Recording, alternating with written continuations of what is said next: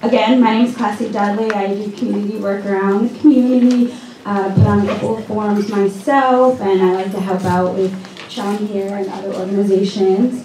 I'm supposed to mention, you have a sheet that has 17 amazing sponsors for this event. Take a look at that.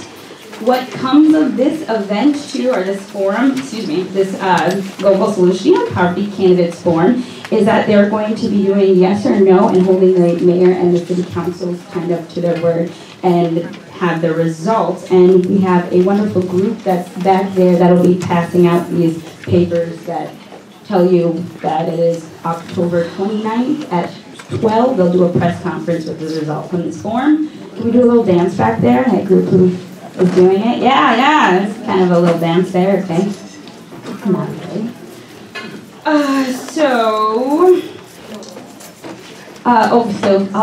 For all adults here, or most of us are young adults, and so just make sure you're respectful. No applause till the end of the forum. Oh my goodness. Bathrooms are back that way, male and female, and there also is healthcare. Help yourself to food, plenty of food here as well. And make sure to thank Chum, because they definitely did a lot of work for this, and the Damiano Center. So, the people we have today we have some of the candidates. I'm going to introduce them by the race they're running and also their names. And the community leaders that will be speaking to the questions basically that will be asked to each one of the candidates. So in no particular order, sorry, I have to make sure who's all here is also on my sheet here. So Chuck Horton is tentatively supposed to be here, so we'll see if he'll show or not.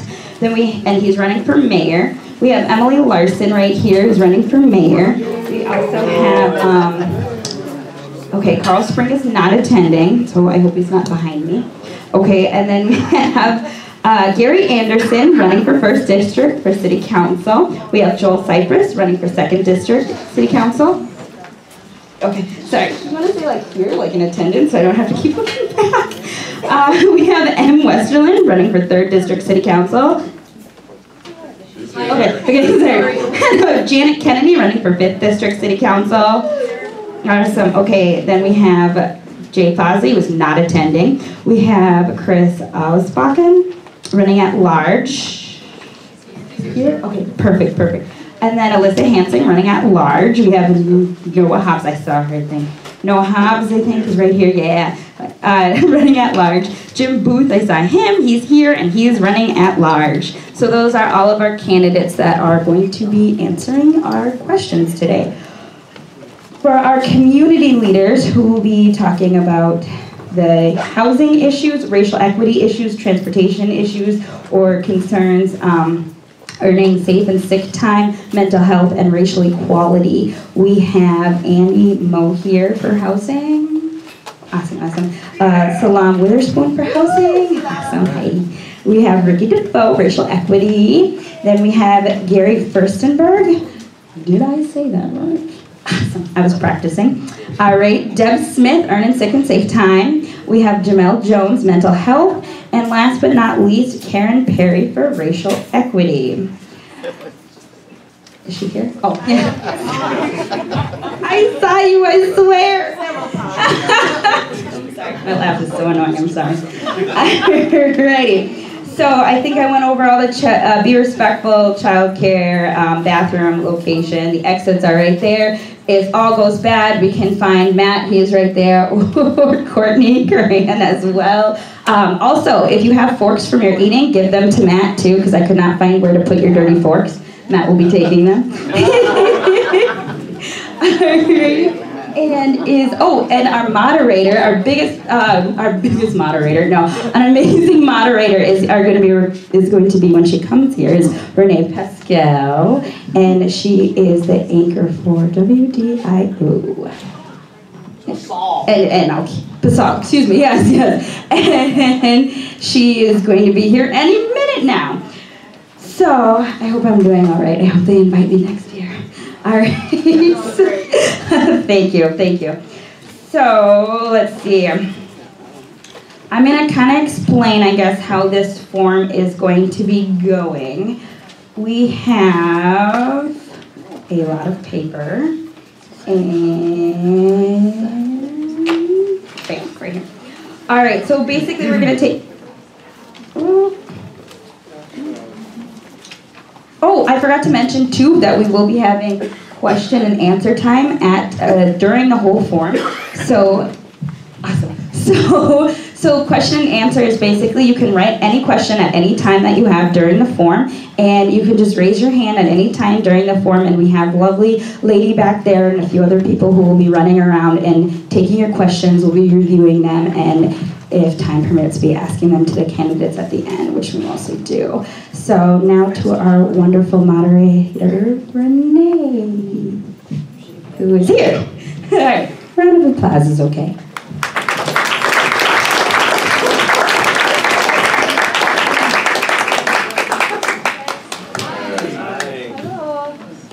Thanks for stretching it out, classy. I drove here as fast as I could without breaking any speed limits, but the 5 o'clock news is done at 5:30. I can't really change it. I should have just given it to Justin and let him finish up for me, but who knows what would have happened. Thank you for having me be your moderator tonight. It's quite an honor. I got to do it last year, and it was really interesting to see. You know, usually forums are in a different style than this one, and this one, you know, makes it exciting for the media who are here too. It's kind of like, wow, this is different. We get to hear more from people in the community. Not that we don't want to hear from our lovely candidates all the time, but it's nice to hear from people in the community as well. So again, it's a reverse style forum, which means the storytellers from the community actually have more time to speak, and they'll be addressing some issues out there, and they want to bring solutions to the candidates through their stories. So each of the storytellers will have 5 minutes, and then each of the candidates will have 1 minute to respond yes or no, and why. We have a timekeeper right there, lovely Sophie, and with strict timelines to get through our agenda. There will be some time at the end for some Q&A from the audience, so if you have a question you'd like addressed, there will be little note cards that you can write it down on, and then just either raise your hand or give it to someone from back there. There's a young lady waving her hands around with a maroon vest on. And so we'll be going through those through the process and then try to get to some of your questions at the end. So again, let's see. We're going to begin, I think. And our first storyteller is Andy, and the topic is housing. I do believe you come up here, yes. Or, oh no, I'm sorry, there looks like there's a, but maybe, I don't know. Whatever way you want. Oh yeah, feel free. Good evening. My name is Andrew Moe. I am 38 years old, a loving father of one, and lifetime Twin Ports resident dealing with mental illness and have been chronically homeless. 2 years ago, my life changed in a way I never imagined. After a haunting domestic incident, I became homeless for the first time in my life. I have lived a relatively privileged life compared to what I've seen in the last couple of years. I always had shelter, never was hungry, always had a place to go if it was storming outside, if I needed a place to rest, or my mental illness was getting the best of me and I was scared. I was outside for the first time in my life without a clue how to survive outside. Where is it safe? Where is it not safe to sleep? Who can I trust? And where do I find the services I did not know the first place to go? Where to use the bathroom? I was completely broken with a strong sense of humiliation that some days still invades me. The first 2 weeks were the longest 2 weeks of my life. I've never walked so much. I was worried that if I sat somewhere for more than a couple minutes, I would get harassed by the police the way I'd seen it happen to other homeless folks. Worried I would be found in the woods at night by someone who had less than honorable intentions. Worried about being in a new place and not knowing anyone, and worried about being exploited by the sharks who sometimes swim amongst the meek and destitute. Then there are the social stigmas, humiliations, and false judgments that come with the territory. They are no good. They are all alcoholics and drug addicts. They all want to leech the system. If they had a job, they wouldn't be in their present situation. Worst of all, in my own mind, they are all dangerous, as that kind of fear is poison. I have seen all sorts of exploitation, from sexual to physical to mental. I have seen pimps working the lunch lines looking for victims, both female and male, tempting them with a place to sleep that is then outside in the middle of winter. I have seen drug dealers, bullies, and self-described vigilantes beat people who, since they were homeless, were afraid to report it for fear of not being listened to or cared about. I have seen multiple occurrences of people being harassed and ticketed that are sleeping in a park due to some very real barriers to a traditional shelter, many for mental health reasons. I have seen people who have been stuck in the extreme cold for so long, they had frostbite and had to have their toes amputated because they went gangrenous. I have seen a rental market that makes it hard for people experiencing poverty and homelessness due to mental health or legal issues such as past felonies. I've met people whose biggest crime against society was wanting to rest in a park because they had nowhere else to go. I've met people who for the longest time were one paycheck away from homelessness, only to have it happen. I've met people who, because of house fires, were camping in the woods. Yes, there are many people who are chemically dependent, but those people are just as much human as the rest of us, and they deserve to be treated as such, not like animals to throw in jail. Here's one personal experience I would like to talk about. A month or two into my homelessness, I had a gigantic panic attack that sent me to the hospital. I was given very strong drugs to calm down, only to be waken up and discharged 2 hours later. I could barely walk because of the meds. I was so scared I was going to fall asleep in broad daylight, where I was saying in the shelter in Superior that you had to leave in the morning and you could not be back till later. This is just one example.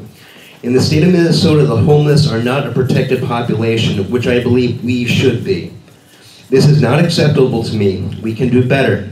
I came this evening to try to humanize the vulnerable. For in my eyes, what makes a community great is how they treat their most vulnerable. Some well-intentioned people say instead of talking about the rights of the homeless, we should focus on how to get everybody into housing. Of course, we agree that we should create housing opportunities for everybody, but that housing does not exist yet. There are hundreds, if not 1,000 people like me that are waiting on lists that are up to 2 years long. Everyone deserves the right to rest and move freely and not feel like a second-class citizen. My question is this: will you commit to amending the Duluth Human Rights Ordinance to include people experiencing homelessness, those who have experienced homelessness, and those perceived as homeless as a protected class? And will you commit to an audit of city policies and ordinances on public safety, parks, and community development with the goal of amending or removing any regulations that interfere with the rights of Duluthians who are homeless, including the right to rest, movement, privacy, and freedom from discrimination? Thank you very much.